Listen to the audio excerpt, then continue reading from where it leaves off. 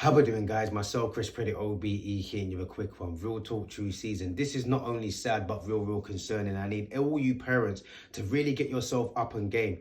Real talk, I don't know if it's down to just these kids are starting to see that this fantasy is now become a reality. I don't know if it's really down to the gaming and what they see, and they actually think that is Call of Duty, like they're going to get a rewind and they're going to get to play again. But this young boy is 10 years old. He's got upset and he's now allegedly said that he wants to mass shoot the whole school up.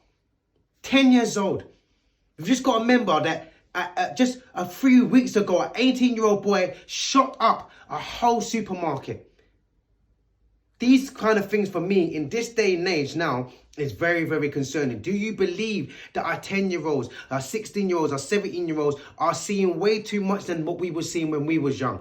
Now, I'm not saying that we didn't play games, and a lot of people be like, oh, Chris, we played shooting games and everything. We didn't go out there and shoot anyone, but we didn't have the access to that and the accessibility to that. So there were certain games, yeah, you have a little muck around, you have a little play. Do you feel like it's become more of a reality? Even some of the games, you can run up behind them and snuff them. You can get your knife, you can get these tools. Kids are learning about the guns.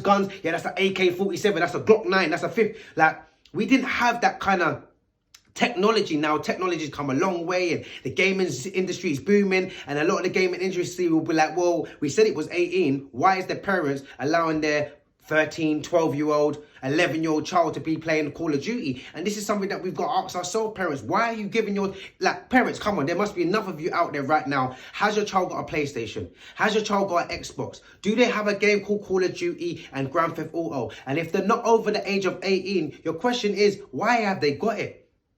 Now it might be a game. Now your child might be sensible enough to play that game. That's fair play. But once again, there's a lot of young kids that are playing these kind of games and then running around on the streets, reenacting and thinking that they're bad man and they got this and ret-tet, watching all these movies, going online. I feel like the social media world is a way too advanced right now for our young people. They're seeing way too much than they need to see at the age that they think. So do you feel like the gaming industry needs to cut back on some of the gamers that they're doing and how graphic they're making it? Or do you feel like we need to start really checking in on our parenting in the sense of, why are we giving them the console in the first place? Why are we just giving them the phone in the first place? Why are we not actively around our kids? Why aren't we actively doing certain sports and certain games with their kids? Go and get them to jump on the Wii and play to Mario Kart. And what happened to them days of them merely Mario basic games? Now, I know it seems dry and crisp. Now you're obviously old and you're not with the times, but it worries me that a 10-year-old can walk into a school and say he wants to shoot everybody. It worries me that the fact that he's got that mentality. It worries me that the fact that he's even thinking about them thoughts. It worries me about whatever he's seeing too much.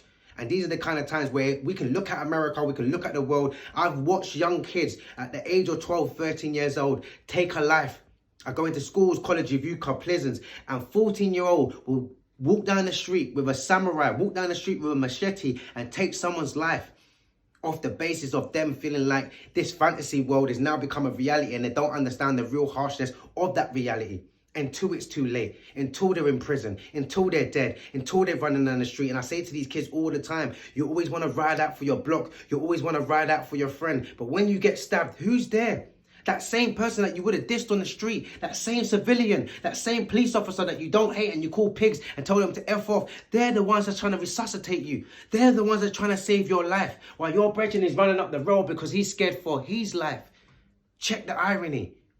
Guys, I think we need to sit down more and talk to our young people and us understand a little bit more on why we give our young people certain things, whether it's games, whether it's phones, whether it's allowing them to go out and play and feel like, yeah, this is what I'm able to do. Why are we not pulling in certain things? And if we are allowing them to do that, making them understand, what is this? This is a game. This is not real life. And if you are going to be playing this game, then you've got to be able to balance it out. And they're doing a lot more positive affirmation, a lot more things. A lot of our kids don't see a lot of positive affirmations. A lot of our kids don't hear positive affirmations. A lot of kids don't do anything positive anymore. So if they're seeing negativity, if they're seeing the young people and young pairs running around with knives, if they're playing Call of Duty, just shooting up, if they're going to school and they're seeing negativity, if you're not really showing them no love and no positivity and you're like, I'll go into your room and all the rest of it, how is that young person even meant to flourish and even feel good about themselves?